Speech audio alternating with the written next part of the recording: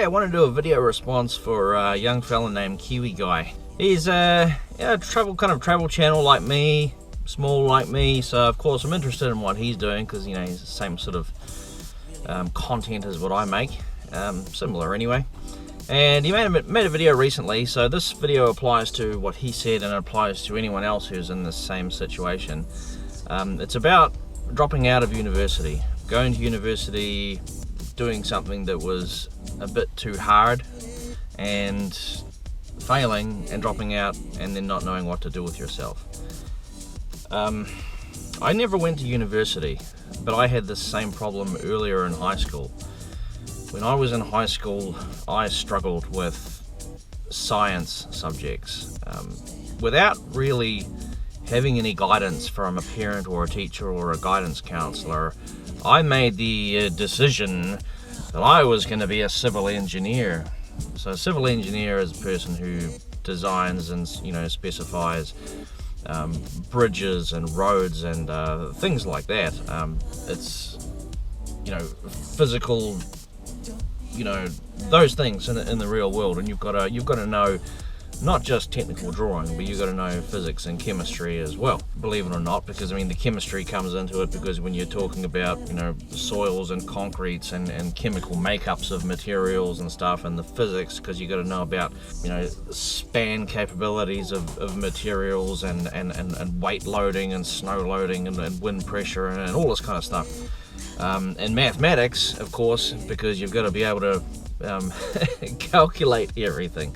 So yeah, I made the foolish decision in my senior years of high school to go after these science subjects, and I struggled with them, and that was a huge mistake. And it sounds like Kiwiguy made that maybe made a similar mistake with aviation in university. I don't claim to know every detail. I'm just going based on what he said. So I struggled with this stuff for a few years, these hard science subjects. This is basically 5th form, 6th form, 7th form, but especially 6th form and 7th form. So in today's terminology, that's year 12 and year 13 in high school, your final 2 years of high school. And so I had these lofty dreams of doing whatever, doing these science subjects, and it never materialized. And I ended up having tuition and stuff, and the parents would pay for the tuition, and I'd still fail even with the tuition. By the time I got to 7th form, I had to repeat 6th form physics because I didn't pass 6th form physics.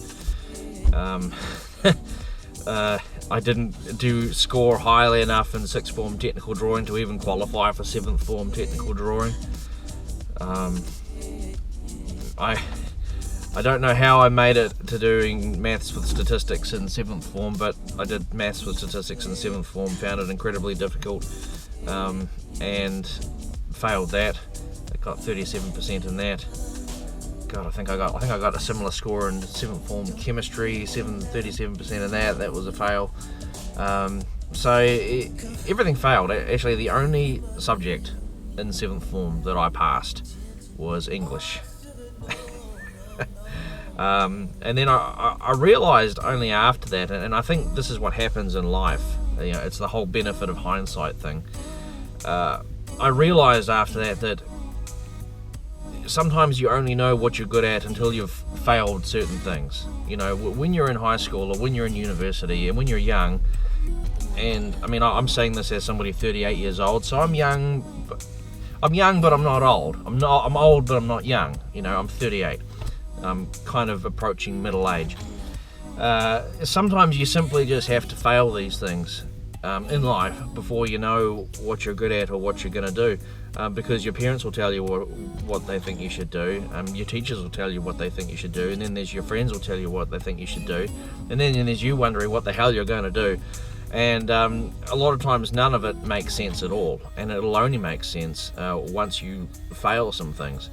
And a wise person once said there's actually no such thing as failure in life, there's simply feedback. Life is giving you feedback, so if you found something tough and you didn't enjoy it, then you were never meant to do that anyway. And that philosophy can span right through your entire life. and it can apply to just about anything. I mean, you might marry a person that is not quite right for you. You might do a job or do a hobby that's not quite right for you. Life gives you feedback, and then you move on to something else, and it's like, wow, this is so much better. So, I had some pretty horrible jobs, of course, because I didn't go to university. Actually, they weren't all horrible jobs. I had a cleaning job. That was a dead-end, go-nowhere job. Then I became a deep-sea fisherman. I went to a fishing school, and the idea behind the fishing school was to gather money for the costs that it was going to cost me to go to broadcasting school. Because one thing that I did realise at the end of high school was that, damn, I should have done media studies, journalism. And of course, nowadays, it's easy to say that now in 2016, when we have YouTube and we have Facebook and we have Twitter and everybody's an editor, everybody makes videos and stuff. This didn't exist really back in the late 1990s. I'm talking 1997 here, 1997, 1998. There was no broadband, there was no YouTube, no Facebook, no Twitter, none of that stuff. So if you wanted to make films, make movies, you had to do it, with the old school video editor, what are they, linear editing machines. You did it on video tape. So I realised that I should have done that. And so in life, you can get lost. But the one thing that never stops is is tempus fugit, time flies. Mors idicipia, I think it is. These are Latin phrases. I think that mors idicipia, I think that stands for this mortal coil. What that means is that every second of every day you are inching closer to your death. So you have to decide what you're going to do with your life, what you're going to do. And it's not always a straightforward, narrow path. And now, when you have these low points, as Kiwiguy is having, where you're in this low point where you've failed what you wanted to do, and now you've got to figure out what the hell you're going to do. The advice that I give to people like this, it's a little bit like giving advice to somebody who's contemplating suicide, who's in a real low point in their life. The main thing is, things are going to get better. They will. I promise you they will. You don't know what it's going to look like. It could be a number of different things. It could be that you meet the right person. It could be that you get into the right job, or you begin a new type of training to do a new type of job. Whatever it is in your life, it might not be that. It might be a lifestyle thing, or it could be a hobby or something. You might find a hobby that is so damn cool, and you love it so much that even though you go to the boring job, you love the hobby. Something will come along in your life that is friggin' awesome, and that makes everything worthwhile. And it's different for everybody. Like I said, some people it's a hobby, some people it's their partner, some people it's their job, some people it's their lifestyle.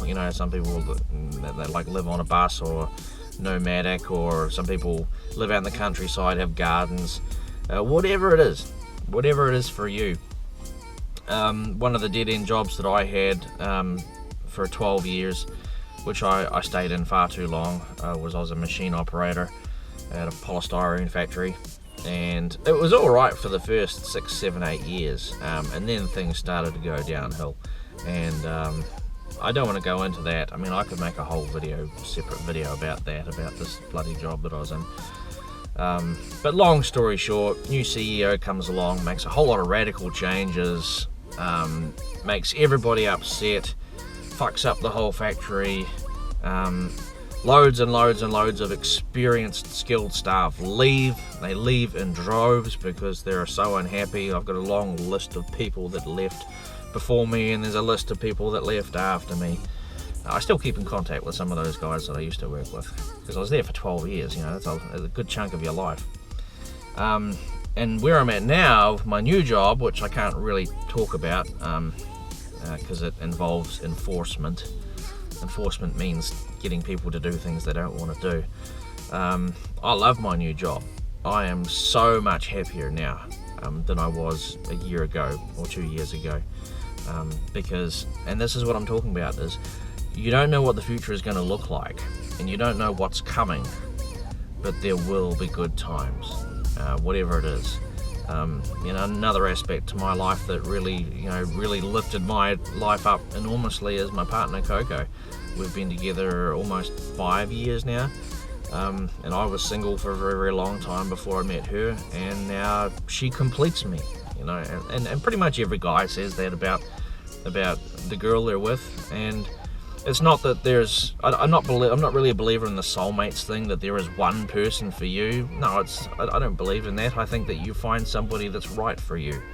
You find somebody that complements you in some way, that essentially you click, and that's why you go dating. You date a few people to meet somebody like that, and you might not have to date very many, because people do click, and I click with my partner. And we've had a few tough times, but we've had a hell of a lot more good times. So I think that about wraps it up. I think I've said enough, and this video has gone on for long enough. So to Kiwiguy, I hope maybe you got something out of this video.